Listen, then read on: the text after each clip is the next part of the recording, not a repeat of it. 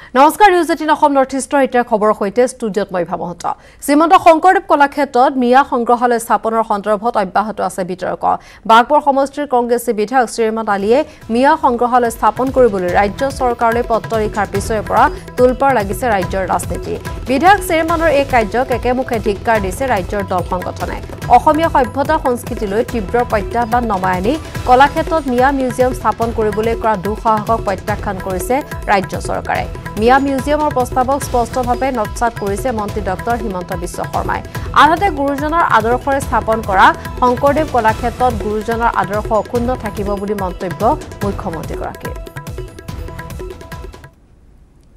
এটা কথা স্পষ্ট শ্ৰীমন্ত শংকৰদেৱৰ আদৰ্শৰে গুৰুজনৰ আদৰ্শৰে কলাক্ষেত্ৰ নিৰ্মাণ হৈছে এই আদৰ্শ আমি সকলো সময় জীয়াই ৰখাৰ বাবে ভক্তিভাৱে আমি কাম কৰি যাওঁ মই একেবাৰে স্পষ্ট কৰি দিছোঁ যে শংকৰদেৱ কলাক্ষেত্ৰত কোনো কাৰণতে মিয়া মিউজিয়াম আদি স্থাপন কৰিব দিয়া নহয় যি কমিটিৰ ৰিপৰ্ট আছে এইটো কাগজ হিচাপে আলমাৰীৰ ভিতৰতে সোমাই থাকিব সি আৰু আলমাৰীৰ পৰা কেতিয়াও নোলায় মোৰ চিধা কথাটো হ'ল যে যেতিয়ালৈকে অসমত অসমীয়া মানুহ আছে তেতিয়ালৈকে শংকৰদেৱ কলাক্ষেত্ৰত মিয়া মিউজিয়াম হ'ব নোৱাৰে মিয়া মিউজিয়াম সন্দৰ্ভত বিধানসভাৰ শিক্ষা বিভাগৰ স্থায়ী কমিটিৰ সদস্য তথা গহপুৰৰ বিধায়ক উৎপল বৰাই ব্যক্ত কৰিছে প্ৰতিক্ৰিয়া এবাৰ আগবঢ়াইছো উৎপল বৰাৰ প্ৰতিক্ৰিয়া না মই এইটো কথাত প্ৰতিক্ৰিয়া এইটোৱে ব্যক্ত কৰিম যে কোনো কাৰণত শংকৰদেৱ কলাক্ষেত্ৰত মিয়াৰ মিউজিয়াম হ'ব নোৱাৰিব আৰু সেইটো মানি লোৱা নহ'ব এইটো ধ্ৰুৱ কথা আৰু আমি এইটো মই যেটো জানো মই যেটো জানিছো মই সেই মিটিংখনত মই মোষ্ট প্ৰবেবলি মই তাতে এটেন্ড নাই আৰু আসলতে ডিআৰসি কমিটি বিলাকত এটা প্ৰপ'জেল কিবা আহিলে এটো প্ৰেৰণ কৰা হয় হেতু বিবেচনা কৰিবও পাৰে বিবেচনা নকৰিবও পাৰে মই যদিও নাই বা কোনোবা কমিটিৰ মেম্বাৰ সকলে আমাৰ বিভিন্ন দলৰ মেম্বাৰ আছে তাত অকল বিজেপি দলৰে নহয় বিভিন্ন দলৰ মেম্বাৰ সকলে এটা প্ৰপ'জেল পঠাইছে আৰু সেই প্ৰপ'জেলটো হয়তো যদি পঠাইছে মই এটো জ্ঞাত নহয় আৰু যদি পঠাইছে তেতিয়া হলে এই বস্তুটোৰ কোনো কাৰণত মানে আৰু মই ভাবিছো এটা ৰাজনৈতিক ষড়যন্ত্ৰ কিয়নো নিৰ্বাচন আহি আছে নিৰ্বাচন আহাৰ আগত এইবিলাক চেয়াৰমান আলী ডাঙৰীয়াই কিছুমান কথা উলিয়াইছে আৰু যেটো বাস্তৱ এতিয়া ধৰক আমাৰ অসমত খিলঞ্জিয়াৰ যেটো শংকা আহিছে অসমৰ পৰিস্থিতিত অসমৰ জনগাঁথনি যেটো সমস্যা আহিছে যেটো আমাৰ সংকট আহিছে এইটো আসলতে তেওঁলোকে এটা সুবিধা লবৰ কাৰণে এই ব্যৱস্থাটো কৰিছে গতিকে মই ভাবিছো এইটো কোনো কাৰণত মানি লোৱা নহয় গুৰুজনাৰ সৃষ্টিৰাজিক আমি কোনো কাৰণত আমি তাত অকল গুৰুজনাৰ সৃষ্টিৰাজিবিলাক কলাক্ষেত্ৰত ৰখা হ'ব আৰু কোনো কাৰণতে মিয়াৰ মিউজিয়াম বনোৱা কোনো কাৰণতে নহ'ব মোৰ ফালৰ পৰা মই এইখিনি ব্যক্ত কৰিছো মিয়া মিউজিয়াম স্থাপনৰ প্ৰস্তাৱক লৈ ৰাজ্যত অব্যাহত প্ৰতিক্ৰিয়া শেহতীয়াকৈ মিয়া মিউজিয়ামক প্ৰতিক্ৰিয়া প্ৰকাশ কৰিছে বটদ্ৰ থানাৰ সভাপতি তথা সত্ৰাধিকাৰ দেৱানন্দ দেৱগোস্বামীয়ে আসলতে চেয়াৰমানে যিখিনি বক্তব্য ৰাখিছে আমি ভাবিছোঁ চেয়াৰমানে সীমা চেৰাই গৈছে আৰু এইটো এডাল দুডাল লুটানীয়া চেউল বুলিও আমি ক'ব বিচাৰোঁ কাৰণ জগতগুৰু মহাপুৰুষ শ্ৰীমন্ত শংকৰ গুৰুজনাৰ নামত প্ৰতিষ্ঠিত এখন কলাক্ষেত্ৰ সেই ক্ষেত্ৰখনক ইতিমধ্যে অপবিত্ৰ কৰিবলৈ যিসকল আগবাঢ়ি গৈছিল সেইটো ৰাইজে সকলোৱে জানে আৰু তেনে ক্ষেত্ৰত বংগীয় মূলৰ মিয়াসকলৰ এটা মিউজিয়াম হ'ব লাগে এনেকুৱা দাবী নাভূত নাটচুত আৰু ই অসমৰ যে ঐক্য সংহতি তাতো আঘাত হানিব বুলি অনুভৱ কৰোঁ আসলতে এনে ইমানখিনিলৈকে যেতিয়া যাবলৈ দুঃসাহস কৰিছে গতিকে ৰাইজ সচেতন হোৱাটো অতি প্ৰয়োজন চেয়াৰমান আলীয়ে অসমীয়া জাতিৰ ওপৰত সাৰ্জিকেল ষ্ট্ৰাইক কৰিছে অসম চুক্তিৰ ফলত হোৱা শংকৰদেৱ কলাক্ষেত্ৰত কোনো কাৰণতে মিয়া সংগ্ৰহালয় স্থাপন কৰিবলৈ দিয়া নহ'ব এই মন্তব্য মন্ত্ৰী অতুল বৰাৰ কংগ্ৰেছৰ নেতাগৰাকী বিধায়কগৰাকীয়ে শংকৰদেৱ কলাক্ষেত্ৰত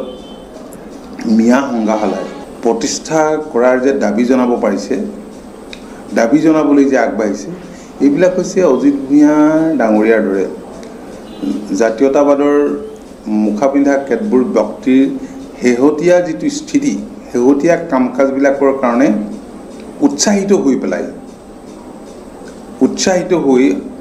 সংস্কৃতিৰ বৰঘৰত মিয়া সংগ্ৰহালয় পতাৰ দৰে প্ৰস্তাৱ দিবলৈ তেওঁলোকে সাহস কৰিব পাৰিছে। চাওক, অসম বুৰঞ্জীত বাদুলি ফুকনৰ নাম আছে, দেবেৰা বৰবৰুৱাৰ নাম আছে। বাদুলি ফুকন মোগলৰ আক্ৰমণৰ পিছত বাহিৰলৈকে তেওঁলোকৰ লগত গুচি যাবলগীয়া হৈছিল। এতিয়া জাতীয়তাবাদৰ নাম লোৱা বহু লোকৰ মুখাবোৰ লাহে লাহে লাহে লাহে খোল খাব ধৰিছে। তো অজিত ভূঞা ডাঙৰীয়াৰ শেহতীয়া যি ভূমিকা, এই ভূমিকা অত্যন্ত দুৰ্ভাগ্যজনক। এইটো ব্যক্তি স্বাৰ্থৰ বাহিৰে অন্য একো নহয়। বদৰুদ্দিন আজমলক প্ৰতিষ্ঠা কৰিবলৈ ৰাজ্যখনৰ ইমূৰৰ পৰা সিমূৰলৈ ঘূৰি তেওঁ প্ৰতিষ্ঠা কৰিছে আৰু আনৰ বদনাম গাই ফুৰিছে। মিয়া মিউজিয়ামক লৈ প্ৰতিক্ৰিয়া ব্যক্ত কৰিলে পদ্ম হাজৰিকাই। কংগ্ৰেছী বিধায়ক শ্ৰীমান আলীয়ে দাবী কৰিছিল যে বিধানসভাৰ শিক্ষা বিভাগৰ স্থায়ী কমিটিৰ পৰামৰ্শ মৰ্মে চৰকাৰলৈ চিঠি লিখিছিল। শিক্ষা বিভাগৰ স্থায়ী কমিটিৰ অন্যতম সদস্য হৈছে চতিয়া সমষ্টিৰ বিধায়ক পদ্ম হাজৰিকা। জামগুৰিহাটৰ পৰিদৰ্শন বাংলাত আয়োজন কৰা এখন সংবাদমেলত পদ্ম হাজৰিকাৰ নিজৰ স্থিতি স্পষ্ট কৰিছে। কলাক্ষেত্ৰত মিয়া সংগ্ৰহালয় স্থাপনৰ ক্ষেত্ৰত লৈ যিটো বিতৰ্কৰ সৃষ্টি হৈ আছে, কংগ্ৰেছ দলৰ এগৰাকী বিধায়ক চেয়াৰমেন আলীয়ে এই প্ৰস্তাৱ আগবঢ়াই সংবাদ মাধ্যমত যিখিনি কথা বতৰা কৰিছে তাৰ তীব্ৰ গৰিহণা মই যোৱাকালিও দিছোঁ, আজিও তীব্ৰ গৰিহণা মই আগবঢ়াইছোঁ। আৰু এই ক্ষেত্ৰত ডিপাৰ্টমেণ্টেল ষ্টেণ্ডিং যিখন কমিটিৰ আছাম এছেম্বলি এই কমিটিৰ সদস্য ময়ো এজন, আৰু এই কথা লৈ পেলাই এটা বিতৰ্কৰ সৃষ্টি কৰিবলৈ বিচাৰিছে। মোৰ স্থিতি মই স্পষ্ট কৰি দিওঁ যে সেই কমিটিখনত যদি এই কথা কেতিয়াবা আলোচনা হৈছে, তেনেকুৱা কোনো সভাত মই উপস্থিত নাই। আৰু কিছুদিন ধৰি আমাৰ অসম বিধানসভাৰ যিকেইখন কমিটিত মই সদস্য আছোঁ, মই উপস্থিত থাকিব পৰা নাই। গতিকে মোৰ অজ্ঞাতে যদি হৈছে মই নাজানো, কিন্তু মই এই কথাটো স্পষ্ট কৰি থওঁ যে মই যদি সেই সভাখনত থাকিলোহেঁতেন মোৰ স্থিতি স্পষ্ট কৰি দিলোঁ। কাৰণ শ্ৰীমন্ত শংকৰদেৱ কলাক্ষেত্ৰত আমাৰ অসমীয়া কলা সংস্কৃতি গুৰুজনাৰ সৃষ্টি সম্পৰ্কত তাত সংৰক্ষণ বা তাত ব্যৱস্থা চৰকাৰে গ্ৰহণ কৰিব, কিন্তু ইয়াৰ আওতাৰ বাহিৰত থকা কোনো কথা, মিয়া সংগ্ৰহালয় হওক অন্য কথা, আওতাৰ বাহিৰত থকা কোনো কথা আচলতে তাত কেতিয়াও ভবাটো, প্ৰস্তাৱ দিয়াটো উচিত হোৱা নাই। গতিকে এই কথাৰ আমাৰ ৰাইজেও গৰিহণা দিছে। মোৰ ফালৰ পৰাও এই ক্ষেত্ৰত মোৰ অসন্তুষ্টি আছে। অৰেন্দ্ৰ, এতিয়া কলাক্ষেত্ৰত মিয়া সংগ্ৰহালয় স্থাপনৰ প্ৰস্তাৱ উত্থাপনৰ পিছতে তোলপাৰ লাগিছে ৰাজ্য। মিয়া সংগ্ৰহালয়ৰ প্ৰস্তাৱ অনাৰ পিছত প্ৰথমবাৰলৈ নিউজ 18ৰ আগত মুখ খুলিছে বিধায়ক শ্ৰীমান আলীয়ে।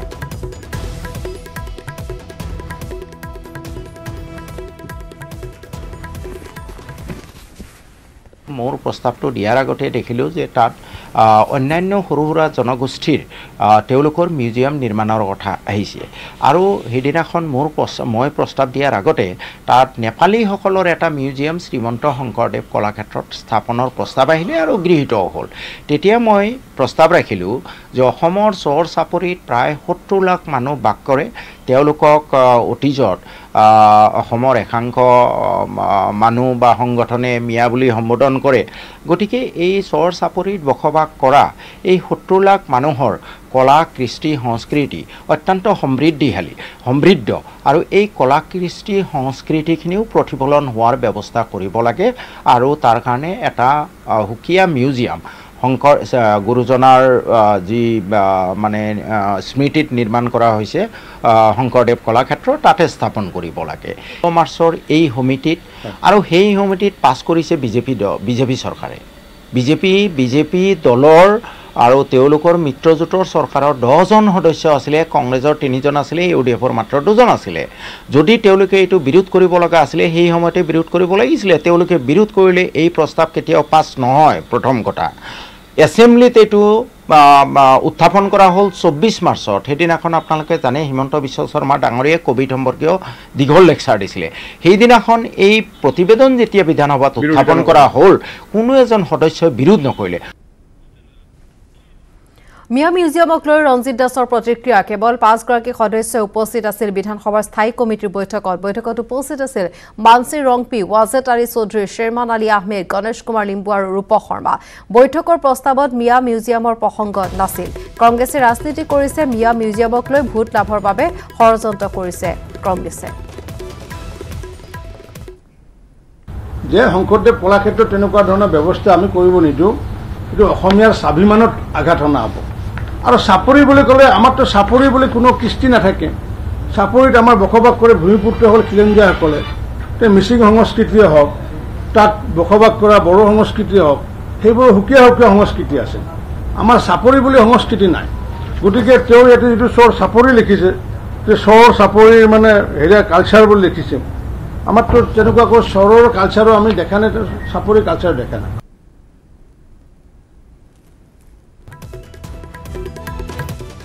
এটা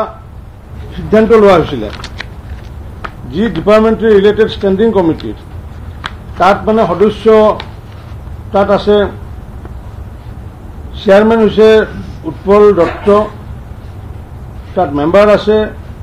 মানসিং ৰংপি পদ্ম হাজৰিকা ভৱেন্দ্ৰ নাথ ভৰালী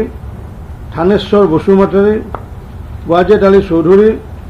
শ্ৰীমতী কামালী বসুমতাৰী শ্বেৰমান আলী আহমেদ দুৰ্গা ভূমিজ উৎপল বৰা গণেশ কুমাৰ লিম্বু বিনোদ হাজৰিকা ৰূপক শৰ্মা অনন্ত কুমাৰ মালো আৰু চাহাবুদ্দিন আহমেদ এই যি 15জনীয়া যি ডিপাৰ্টমেণ্ট ৰিলেটেড যি ষ্টেণ্ডিং কমিটি এই কমিটিৰ এখন বৈঠকত কলাক্ষেত্ৰ মিউজিয়াম সন্দৰ্ভত আলোচনা হৈ পেলাই এটা তেওঁলোকে ৰিকমেণ্ডেশ্যন দিছিলে আৰু ৰিকমেণ্ডেশ্যন যিদিনাখন দিছিলে তাত 15জন সদস্যৰ ভিতৰত 5জন সদস্য উপস্থিত আছিলে সেইদিনা উৎপল দত্ত ডাঙৰীয়া নাছিলে মানসিং ৰংপি ছিনিয়ৰ মেম্বাৰ হিচাপে তেখেতক চেয়াৰমেনৰ দায়িত্ব দিছিলে মানসিং ৰংপি আছিলে ৱাজেদ আলী চৌধুৰী আছিলে শ্বেৰমান আলী আহমেদ আছিলে গণেশ কুমাৰ লিম্বু আছিলে আৰু ৰূপক শৰ্মা আছিলে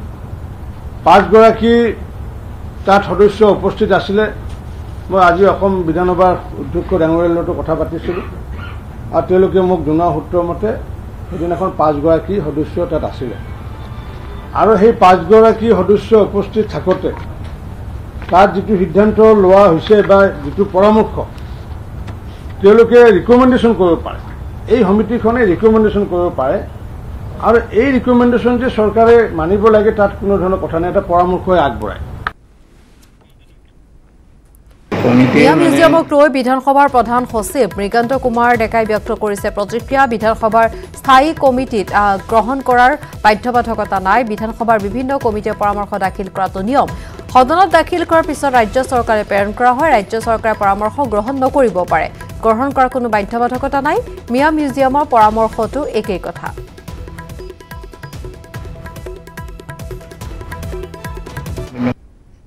কমিটিয়ে মানে ডিচিশ্যন লোৱাৰ পিছত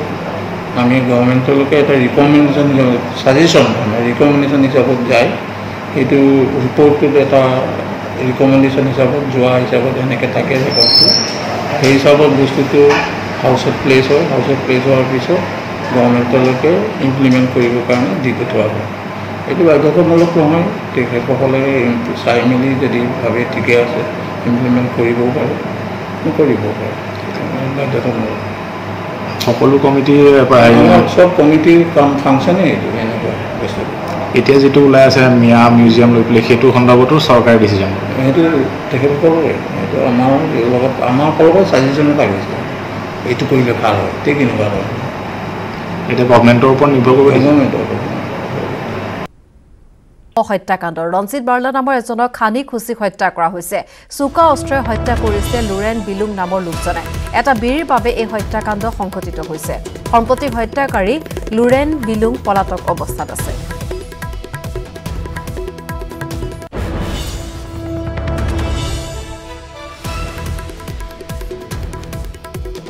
বাক্সা নিকাছিত সংঘটিত হৈছে এই নিশংস হত্যাকাণ্ডৰ ঘটনা 1 নম্বৰ মধুপুৰত সংঘটিত হৈছে ৰঞ্জিত বাৰ্লা নামৰ এজনৰ খানি খুচি হত্যা কৰা হৈছে চুকা অস্ত্ৰে হত্যা কৰিছে লুৰেন বিলুং নামৰ এজন লোকে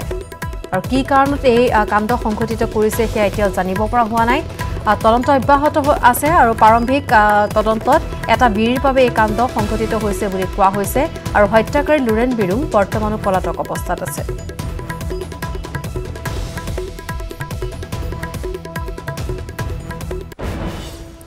বিজয় দশমীৰ নিশা দেৰগাঁও নিশংস হত্যাকাণ্ড এজন যুৱকক চুকা অস্ত্ৰে হানি খুচি হত্যা কৰিছে দুৰ্বৃত্তই মৃত যুৱকজনৰ নাম হৈছে অনিল শইকীয়া উপকণ্ঠ গড়মৰাৰ মথাউৰিত মুমূৰ্ষ অৱস্থাত যুৱকজনক উদ্ধাৰ কৰা হৈছে নিশা JMCHলৈ নিয়াৰ পথত যুৱকজনৰ মৃত্যু হয় মৃত যুৱকজনৰ দেহত স্পষ্ট আঘাতৰ চিন ঘটনা সন্দৰ্ভত আৰক্ষীয়ে আৰম্ভ কৰিছে তদন্ত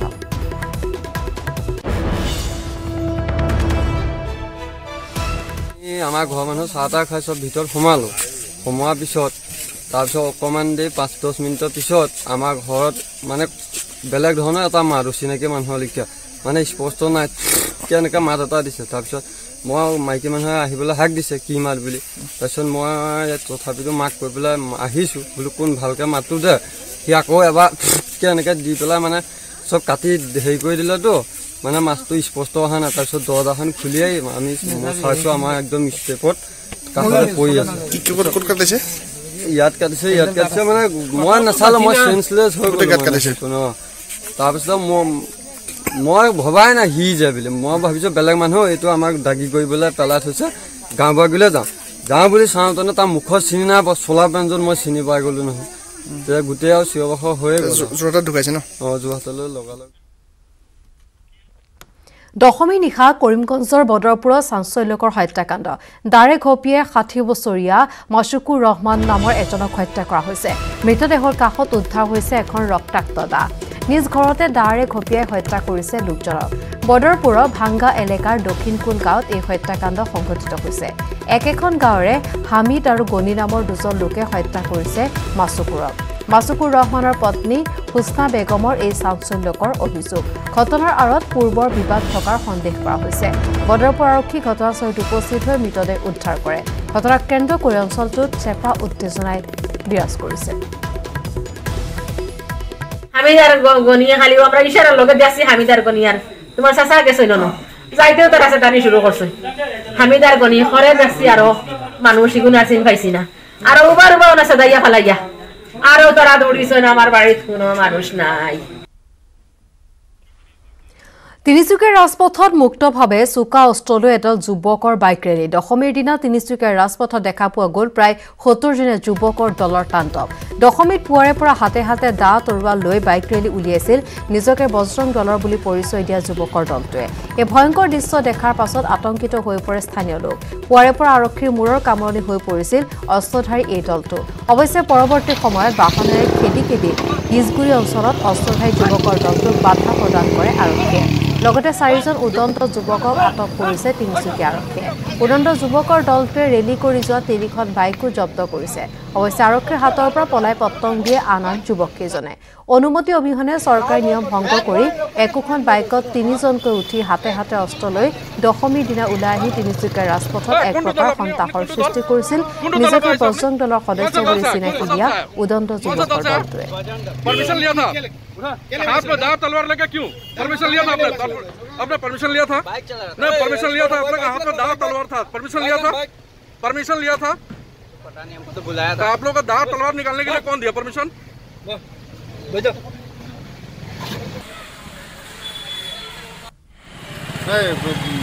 प्राय 20-25খন বাইকত থানা চাৰিআলি ফালৰ পৰা এইটো মটৰচাইকেল লৈ তৰোৱাল হাতে হাতে তৰোৱাল লৈ পেলাই থানা চাৰিআলিৰ পৰা হিজুগুৰি ফাইলাই আহি থকা দেখা পাই মই পিছে পিছে আহিলোঁ আহি আগভেটি ধৰিলোঁ কোনটো দলৰ আছিলে ধৰোঁতেতো এজনে ক'লে আমি বজৰং দলৰ বুলি ক'লে আচ্ছা কিবা এইটো পাৰ্মিশ্যন লৈছিলে নেকি কিবা থানাৰ পৰা কিবা নাই আমি পাৰ্মিশ্যনটো একো নাই আমাকো একো জনোৱা নাই আমি গুৱাহাটী ৰেলৱে ষ্টেচনত বিদেশী সিগাৰেট জব্দ কৰা হৈছে ডিব্ৰুগড়ৰ পৰা দিল্লী অভিমুখী ৰাজধানী এক্সপ্ৰেছত জব্দ হৈছে সিগাৰেট 300 বান্ডিল সিগাৰেট সহ দুজনক আটক কৰা হৈছে আজি পুৱা 7 বজাত ৰেলৱে আৰক্ষীয়ে জব্দ কৰিছে সিগাৰেটসমূহ দিল্লীলৈ নি থকা হৈছিল এই বিদেশী সিগাৰেটসমূহ আটকাধীন দুজন হৈছে পৱন কুমাৰ আৰু কমল কুকৰেজা জব্দকৃত সিগাৰেটখিনিৰ মূল্য হৈছে প্ৰায় 5 লাখ টকা 300 বান্ডিল সিগাৰেট সহ দুজন লোকক আটক কৰা হৈছে দৃশ্য আমি দেখুৱাইছো আজি পুৱা 7 বজাত ৰেলৱে আৰক্ষীয়ে জব্দ কৰিছে প্ৰায় 5 লাখ টকাৰ মূল্যৰ এইখিনি বিদেশী সিগাৰেট আৰু লগতে আটক কৰিছে দুজন লোকক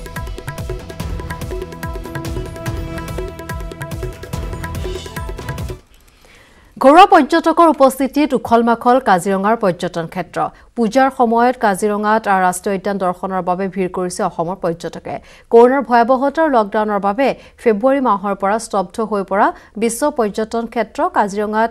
শাৰদীয় দুৰ্গোৎসৱৰ সময়ত এবাৰ দেখা গৈছে ৰাজ্যৰ বিভিন্ন প্ৰান্তৰ পৰ্যটকৰ ব্যাপক সঁহাৰি লকডাউনৰ দীঘলীয়া তিক্ততাৰ পাছত মনৰ সতেজতা আনিবলৈ অসমৰ থলুৱা বাসিন্দাৰ লগতে কৰ্মসূত্ৰে অসমত বসবাস কৰা বহুজনে ব্যক্ত কৰিলে নিজৰ মনৰ সন্তুষ্টি কাজিৰঙা ৰাষ্ট্ৰীয় উদ্যান তথা ৰিজৰ্টৰ কোভিড প্ৰটকলত নিৰাপদ অনুভৱ কৰি একাংশই অৱশ্যে 10 বছৰ তলৰ সন্তানক উদ্যান দৰ্শনৰ বাবে নিব নোৱাৰাত আক্ষেপ প্ৰকাশ কৰিছে আনহাতে শাৰদীয় দুৰ্গোৎসৱৰ সময়ত পৰ্যটকৰ সহায়ত উৎফুল্লিত কৰ্তৃপক্ষ সমান্তৰালভাৱে পূজাৰ 4টা দিনত ৰাষ্ট্ৰীয় উদ্যানখনৰ কহৰা আৰু বাগৰি বনাঞ্চলত 500 খনতকৈ অধিক জিপছিত 1800 পৰ্যটক প্ৰৱেশ কৰাৰ তথ্য প্ৰকাশ কৰিছে 1 নৱেম্বৰ কাজিৰঙাত আৰম্ভ হ'ব হাতী সাফাৰী এটা ভাল রেসপন্স হয়েছে তো আমি তো প্রথম দিনত আমি খোলার পিছত এই প্রথম দিনত এনে আমার বিবিবি প্রোগ্রাম বিলাক থাকার কারণে আমি তো টুরিস্টের কারণে আমি আলাও করা নাছিল অনলি আবেলিতে রাখা হয়েছিল সেইদিনের ট্রিপ তো মানে খুব কম আসলে মানে আমার অনলি 4টা ট্রিপ এই দিন গাড়ি চালাইছিল তো আমি তো হান্দে আসলে মানে তো এটলিস্ট ডেইলি মানে 20টা ট্রিপ আর এক টুরিস্ট ঘুরিলে বি মানে আমার পার্ক চলে যায় মানে তো এটলিস্ট এই কোভিড লিমিটেশন মানে পার্ক চলে যাও বলি 23 তাৰিখৰ পৰা মানে ভাল পিকআপ লৈছে এতিয়া আমাৰ যোৱা 4 দিনত মানে এতিয়ালৈকে মানে 1800 ওপৰ মানক আহিছে 500 ওপৰ মানে ট্ৰিপ চলিছে মেইনলি যোৱাকালি ৰেসপন্স মানে খুব ভাল আছিল যোৱাকালি আজি ৰেসপন্স আমি ক'ব পাৰিম জেনেৰেলি অক্টোবৰ মাহত মানে যোৱা বছৰ এনেদৰে আমাৰ ৰেসপন্স নাছিলে এবাৰ মানে মেইনলি পূজাৰ টাইমত আমাৰ ৰেসপন্স মানে খুব ভাল পাইছে মেইনলি ডোমেষ্টিক টুৰিষ্ট মানে ভালেমান আহিছে মেইনলি যোৱাকালি মানে अराउंड 800 টুৰিষ্ট আহিছে গুড ৰেসপন্স আমি পাই আছো আমাৰ ঘৰ অৰিজিনেল নৰবাৰী কিন্তু আমি আহিছো গুৱাহাটীৰ পৰা আগতে অহা নাই এতিয়া আহিলো চালো পূজা বুলি বন্ধ বুলি চাইটো খুবেই ভাল লাগিছে যেহেতু এখন নেশ্যনেল পাৰ্ক হয় অবভিয়াছলি চাবতো ভাল লাগিবই নিয়মখিনি কিন্তু সঁচাকৈ দেই গভৰ্ণমেণ্টে মানে যিখিনি নিয়ম বান্ধি দিছে সেইখিনি মতে আমিও কৰিছোঁ তেখেতসকলেও কৰিছে আৰু আমি য'ত আছোঁ হোটেলত যেনেকুৱা মানে সিহঁতেও মানে সেইখিনি আমাক দায়িত্ব দিছে যে এনেকুৱা কৰিব লাগিব আমি তেনেকৈ কৰিছোঁ ঠিকে আছে ইয়াত সুবিধাখিনিও ভালে পাইছোঁ চেনিটাইজ কৰি আমাক পঠিয়াইছে আৰু ভালে লাগিছে ভিতৰত গৈ গড় দেখিলোঁ হাতী দেখিলোঁ ভালে লাগিছে কৰোনা যেটো ভয় তাৰ নিৰাপদ যেন লাগিছে নে অলপ তেনেকুৱা অনুভৱ হৈছে নোহোৱা নহয় কৰোনাৰ কাৰণে হয় পৰ্যটক আমাৰ বেছিভাগ কোন মানুহ লগ পাইছে ইয়াত আমি কিন্তু লোকেল আমি অসমৰ মানুহে আছো বাহিৰৰ মানুহ আমি এতিয়া লগ পোৱা নাই এজন আৰু আমিতো ফ্যামিলি ইমান লক্ষ্য কৰা নাই ভালে লাগিছে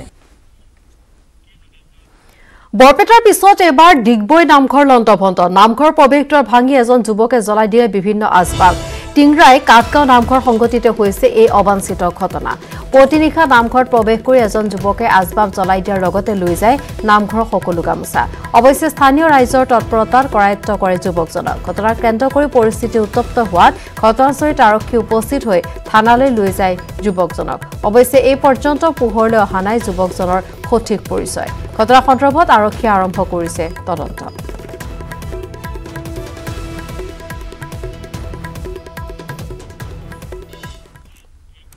বিদ্যুৎপৃষ্ট হৈ আহত হোৱা এটা বান্দৰক 3 দিন ধৰি শুশ্ৰূষা কৰি মানৱতাৰ নিদৰ্শন দাঙি ধৰিছে দুলিয়াজানৰ দুটাকৈ পৰিয়ালে দুলিয়াজানৰ ডেইলি বজাৰত অৱস্থিত হোটেল এঞ্জেলৰ আকাশত বিগত 3 দিন ধৰি আঘাতপ্ৰাপ্ত হৈ পৰি আছিল এটা বান্দৰ বিদ্যুৎপৃষ্ট হৈ নেগুৰ আৰু হাত জ্বলি যোৱাত বিষত ছটফটাই পৰি থকা বান্দৰটোক শুশ্ৰূষাৰ বাবে ওলাই আহিছিল স্থানীয় বাসিন্দা সুৰেন গগৈ আৰু নন্দিতা বৰুৱা নামৰ দুগৰাকী ব্যক্তি দুগৰাকী লোকে পদপথৰ কাষৰ পৰা বান্দৰটোক উদ্ধাৰ কৰি আঘাতপ্ৰাপ্ত বান্দৰটোক খাদ্যৰ যোগান ধৰাৰ লগতে বন বিভাগৰ লগত যোগাযোগ কৰে আৰু অৱশেষত বন বিভাগৰ লগতে চিকিৎসকৰ দল উপস্থিত হয় আৰু বান্দৰটোক তিনিচুকীয়াৰ গুইজানলৈ লৈ যোৱাৰ ব্যৱস্থা কৰে 8:30 বজাত আমি খবৰ পাইছোঁ তেখেতলোকে যাৰ কেম্পাছত মানে বান্দৰটো ইনজিঅ'ৰ হৈ আছিলে তেখেতলোকে কণ্টেক্ট কৰিবলৈ বিচাৰিছিলে কিন্তু একচুৱেলি পোৱা লাষ্টত পালেগৈ তো আমি ইমিডিয়েট আমি তৎকালীনভাৱে আমি আহি মেলি আমি চালোঁ বান্দৰটো যে যথেষ্ট মানে আঘাতপ্ৰাপ্ত হৈ আছিলে তাৰপিছত আমি তিনিচুকীয়া ৱাইল্ড লাইফৰ যোনটো গুইজান ৰেঞ্জৰ যিজন আমাৰ ডক্টৰ থাকে তেখেতক আমি কণ্টেক্ট কৰিছোঁ তেখেতেও কালি যোৱা নিশা বহুত বিজি আছিলে ৰাতিলৈকে গতিকে আহিব নোৱাৰিলে আজি আৰ্লি মৰ্ণিং আহি মেলি তো আমি এইটো ইয়াৰ পৰা ৰেস্কিউ কৰি মেলি এই তাতে ট্ৰিটমেণ্ট কৰা হ'ব বান্দৰটো মানে আজি 3 দিন ধৰি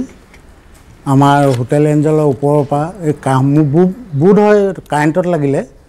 তাৰপৰা বান্দৰটোৰ মানে নেগুডাল পুৰা আধা জ্বলি গ'ল আৰু হাত এখন জ্বলি গৈছে তাৰপিছত বান্দৰটো আহি তলত হোটেল এঞ্জেলৰ বেক চাইডে ফুলৰ টাববিলাক আছে ন তাতে মানে আহি পৰিলেহি পৰাৰ পিছত আমি কি কৰিম এতিয়া উপায় নাই নবৌ মানে খবৰ দিলে তুমি আহাচোন আৰু নবৌৰ ল'ৰা এটা টিংকু আৰু আমি গোটেইকেইজনে মিলি আমি তেওঁক চোৱা চিতা কৰিলোঁ বান্দৰটো কৰাৰ বশতঃ বহুত ব্লিডিং হৈছে ব্লিডিং হোৱাৰ পিছত আমি এতিয়া কি কৰিম আমিতো ওচৰত যাব নোৱাৰোঁ সি খং উঠে তাৰ উত্তেজিত হৈ আছে তাৰপিছত দিনক দিনে মানে কি হ'ল আমি নেক্সট টাইম মানে পানী দিলোঁ বিস্কুট দিলোঁ আপেল দিলোঁ কল দিলোঁ এইবিলাক দি খাবলৈ ধৰিলে তাৰপৰা ব্লাড যোৱাৰ কাৰণে বান্দৰটো মানে দুৰ্বল হৈ গ'ল তাৰপিছত গুৰিজানৰ আমাৰ DO4 তেখেতলোকক তৎকালীনভাৱে আমি খবৰ দিলোঁ আইজে বাতৰি শেষ অংশলৈ বানে লগ নিয়া হৈছে কামপুৰৰ ৰহা ৰাজ্য চক্ৰৰ বিভিন্ন অঞ্চলৰ ৰাইজক দুৰ্গা পূজা উৎসাহ আনন্দৰ মাজতে বিজয়া দশমীৰ দিনা কামপুৰত আকৌ বানে প্লাবিত কৰিলে কেইবাখনো ৰাজ্যৰ গাঁও দুদিন ধৰি হোৱা নেৰানেপেৰা বৰষুণৰ ফলত পুনৰ উফন্দি উঠিছে বৰপানী নৈ বাখনি পানীয়ে প্লাবিত কৰিছে কচুৱা মাধৱপাৰাকে ধৰি বহু অঞ্চল কচুৱা মাধৱপাৰাৰ ভগ্ন মথাউৰিৰে হুৰাহুৰে পানী সোমোৱাৰ ফলত কচুৱা ৰমণী পথাৰকে ধৰি 5খনকৈ গাঁও বানৰ কবলত পৰিছে পানীৰ সুত কিছু কমিছে যদিও এতিয়াও পানীৰ তলত বিস্তীৰ্ণ কৃষি পথাৰ বছৰৰ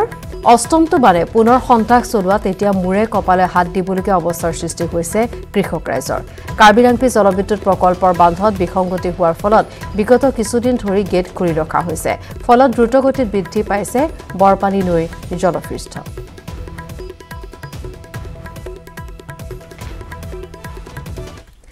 কৰোনা লকডাউনৰ ফলত ব্যাপক ক্ষতিগ্ৰস্ত হৈছে ৰাজ্যৰ শিক্ষাৰ্থীসকল চলিত শিক্ষাবৰ্ষ ক্ষতি হোৱাৰ বাবে শিক্ষাৰ্থীৰ সুবিধাৰ্থে এগৰাকী শিক্ষকে লৈছে বিশেষ পদক্ষেপ কাতি বিহুৰ পূজাৰ বন্ধত 10ম শ্ৰেণীৰ পাঠদান কৰিছে ওদালগুৰিৰ এগৰাকী শিক্ষকে ফুলাবাৰী উচ্চ ইংৰাজী বিদ্যালয়ৰ দিগন্ত বৈশ্যই লৈছে এই পদক্ষেপ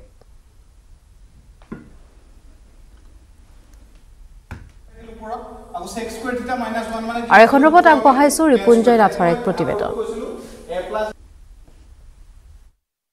মহামাৰী কৰোনা ভাইৰাছৰ কাৰণে প্ৰায় 7 মাহ ধৰি স্কুলসমূহ বন্ধ আছিলে আৰু সেই বিদ্যালয়সমূহ বন্ধ থকাৰ সময়ত ছাত্ৰ ছাত্ৰীসকলৰ বহু পঢ়াৰ ক্ষেত্ৰত ক্ষতি হৈছিলে সেই সময়তে কিন্তু ওদালগুৰি জিলাৰ ভোলাবাৰী হাইস্কুলৰ এজন বিজ্ঞান শিক্ষক দিগন্ত বৈশ্য তেওঁ 10মান শ্ৰেণীৰ ছাত্ৰ ছাত্ৰীসকলৰ কাৰণে বিশেষ পদক্ষেপ গ্ৰহণ কৰিছে কৰোনা ভাইৰাছৰ সম্পূৰ্ণ নীতি নিয়ম মানি এইদৰে আসলে পূজাৰ বন্ধটো পাঠদান কৰা পৰিলক্ষিত হৈছে মোৰ কেমেৰা সহযোগে দেখুৱাই আছে এক ছাত্ৰ ছাত্ৰীসকলৰ ভৱিষ্যতৰ চিন্তা কৰি কৰোনা ভাইৰাছৰ যি নীতি নিৰ্দেশনা আছিলে সকলো নীতি নিৰ্দেশনা মানি এইদৰে পাঠদান কৰা দেখা গৈছে দিগন্ত বৈশ্যৰ কিছু মনৰ ভাৱ মই জানিবলৈ চেষ্টা কৰিম আচলতে তেওঁ এইখন বিদ্যালয় 2013 চনৰ পৰা যি ইয়াতে তেওঁ জইন কৰিছিলে তাৰ পিছতে কিন্তু এই বিদ্যালয়খনত বিজ্ঞান বিষয়কৰ লগতে যি গণিত বিষয়টো কিন্তু লিটাৰ মাৰ্ক সহ প্ৰতি বছৰে পাই আছে আৰু মোৰ লগত এই মুহূৰ্তত দিগন্ত বৈশ্য আছে কি ক'ব যিহেতু কৰোনা ভাইৰাছৰ কাৰণে প্ৰায় 7 মাহ ধৰি ছাত্ৰ ছাত্ৰীসকলৰ শিক্ষাৰ ক্ষেত্ৰত বিশেষ ক্ষতি হৈছিলে সেই সময়ত কিন্তু আপুনি পূজাৰ বন্ধক ল'ৰা ছোৱালীসকল বা আপুনিয়েই নিজক নিদি বন্ধৰ ক্ষেত্ৰত নিজক নিদি পেলাই আচলতে ছাত্ৰ ছাত্ৰীসকলৰ কাৰণে আপুনি যি ত্যাগ কৰিছে এই ক্ষেত্ৰত কি ক'ব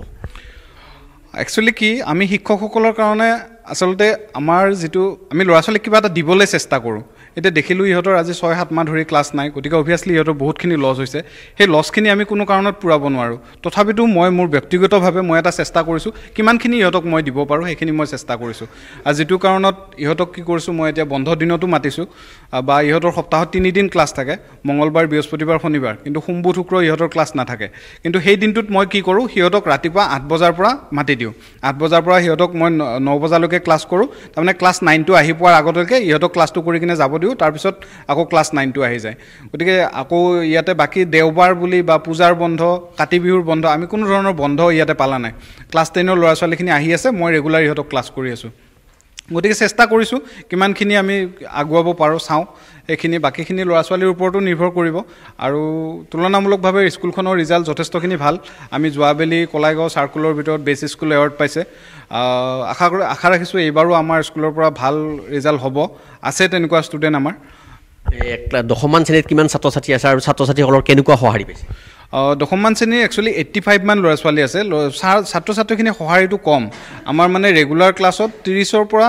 40 জন ল'ৰা ছোৱালী আহে কিন্তু আজি এতিয়া ৰাতিপুৱাৰ পৰা নেৰানেপেৰা বৰষুণ তাৰ মাজতো প্ৰায় 20-25 জন ল'ৰা ছোৱালী আহিছে কিন্তু যদি মানে বতৰ ভাল থাকে তেতিয়া 30ৰ পৰা 40 জন ল'ৰা ছোৱালী আহে আৰু আটাইতকৈ দুৰ্ভাগ্যজনক কথা হৈছে এই বাকী যি 40 জন বা 45 জন ল'ৰা ছোৱালী থাকিল সেইখিনি কিন্তু আজিলৈকে স্কুলত আহাই নাই বিদ্যালয়ত আহাই নাই আৰু যেটো কাৰণত ল'ৰা ছোৱালীবিলাকক খবৰো কৰা হৈছে বা আমাৰ হোৱাটছএপ গ্ৰুপ আছে ক্লাছ 10ৰ সিহঁতক খবৰ কৰা হয় তাৰ পিছতো মানে সিহঁত স্কুললৈ অহা নাই হয়তো গাৰ্জেনবিলাকে ভয় কৰিছে ল'ৰা ছোৱালীক বিদ্যালয়লৈ পঠাবলৈ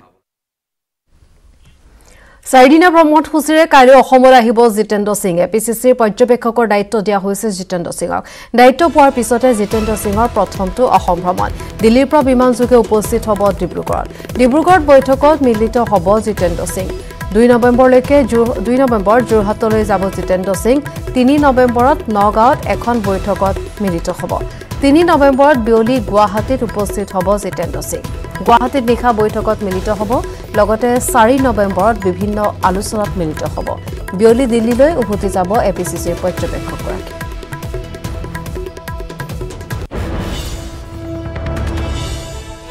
পুনৰবাৰ জনাব বিচাৰিছো জিতেন্দ্ৰ সিং তেওঁ দায়িত্ব পোৱাৰ পিছতে প্ৰথম অসম ভ্ৰমণ এপিচিচি পৰ্যবেক্ষকৰ দায়িত্ব যেহেতু অৰ্পণ কৰা হৈছে জিতেন্দ্ৰ সিঙক আৰু 4 দিনীয়া ভ্ৰমণসূচীৰে কাইলৈ অসমলৈ আহিব জিতেন্দ্ৰ সিং দিল্লীৰ পৰা বিমানযোগে উপস্থিত হ'ব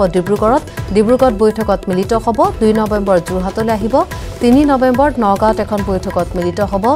3 নৱেম্বৰত বিয়লি গুৱাহাটীত উপস্থিত হ'ব আৰু গুৱাহাটীত নিশা বৈঠকত মিলিত হ'ব 4 নৱেম্বৰতো আলোচনাত মিলিত হ'ব আৰু 4 নৱেম্বৰত বিয়লি দিল্লীলৈ উভতি যাব এপিচিচিৰ পৰ্যবেক্ষক